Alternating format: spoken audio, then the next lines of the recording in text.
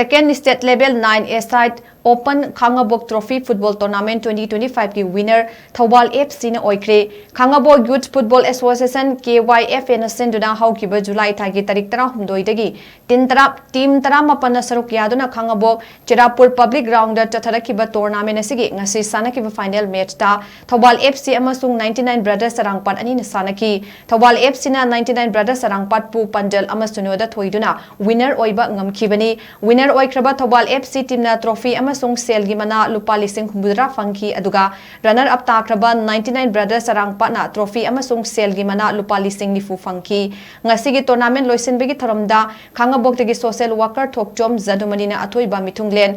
YK college wangjing gi principal KS Dugindrona thorammapu aduga former jila parishad KHANGABOK KS Rasmohan Bechko KHANGABOK ki advisor M Rameshwar KHANGABOK part 2 GP gi hanagi pradhan S Opendro KHANGABOK part 3 GP hanagi pradhan M Manglem Jao Bechko KHANGABOK ki president N Doren Eastern Higher Secondary School KHANGABOK ki principal KS Mangizao Wisdom Foundation ki principal L Suva KS Learning Temple KHANGABOK ki principal KS Santi Kumar Medical Officer Government of Manipur Dr. Bishwajit Waikong High School gi graduate teacher M Asok Kumar amadi KYFA KHANGABOK ki president A Athoba Mitaina akhanaba mithung sin oina saruk yaduna makok mathang taraba singda trophy amadi sel gi mana sing yen thoki